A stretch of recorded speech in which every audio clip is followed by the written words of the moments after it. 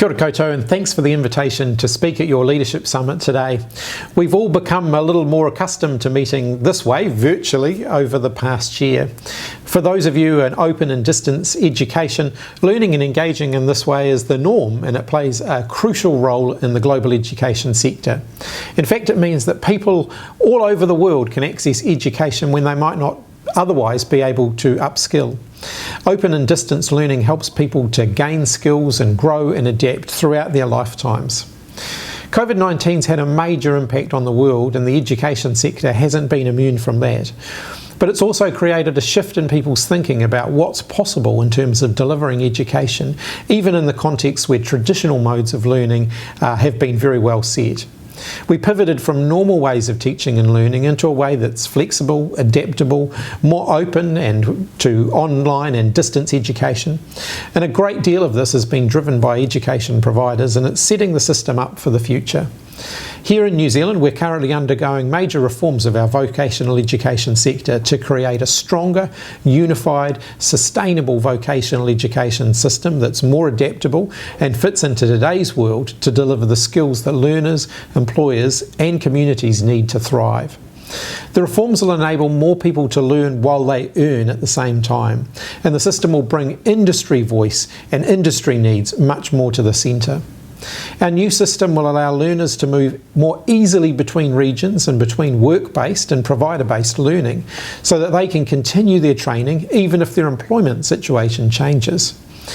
These were areas that we knew we needed to make improvements in. So to make this happen, we're implementing 6 industry-led workforce development councils that will give industry leadership much more voice and influence within vocational education.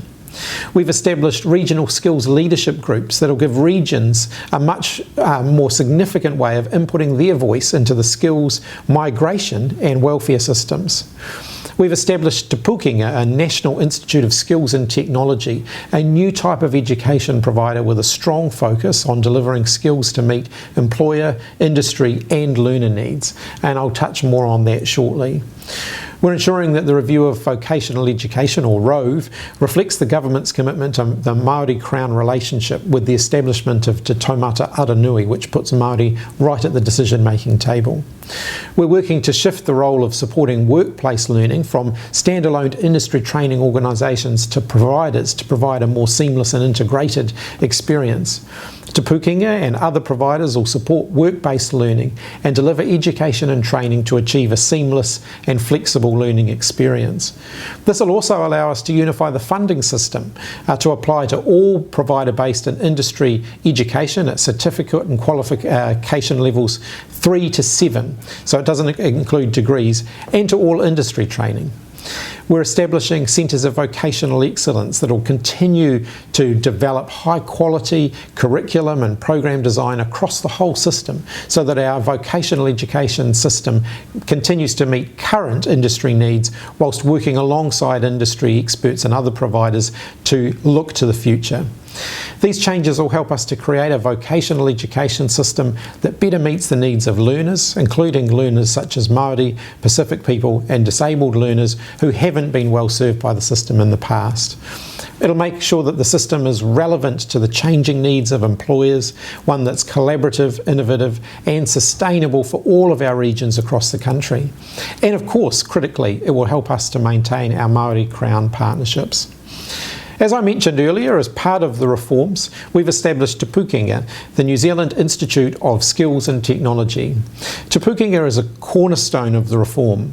It brings together 16 institutes of technology and polytechs, and they'll develop the capabilities to support work-based, campus-based and online learning as one unified system.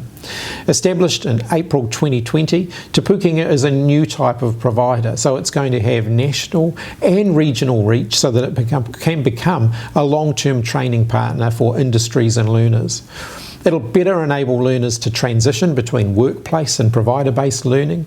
It'll ensure that learning is flexible and relevant and that can be adapted to work around big challenges like COVID-19 with online distance learning and so on. The Charter of Te Pukenga acts as a regional guarantee. Regions were losing programs due to them being closed down. A national provider can deploy its whole network, including its online and distance platforms, to provide quality access to learners no matter where they live.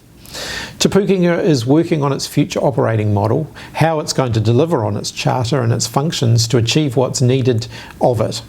I know it's looking at how to place learners at the centre of this model. It's also looking to deliver skills in ways that work for firms, which means that they can be more flexible in their delivery, that there are easier ways to access upskilling, and of course that lifelong learning is available to everybody. Open and online approaches will inevitably be part of this. What we're trying to achieve is not an easy task, but we've been making good progress and we're continuing to build on that. All of the changes that we're making now will ensure that the vocational education system in New Zealand is equitable and that it enables all learners to succeed. The creation of Te Pukenga will mean that all of the work across the sector is more coordinated and aligns to the overarching strategic goals we've got. An important stakeholder in this work is of course those who are working in the sector, and we're going to continue to work closely with all of them to make sure that we're getting things right. I'm looking forward to sharing our progress with you all over the coming months and years as we pave the way for a new future for vocational education in New Zealand. So once again, thank you for having this opportunity to address you, and I wish you all the very best. Tēnā koutou katoa.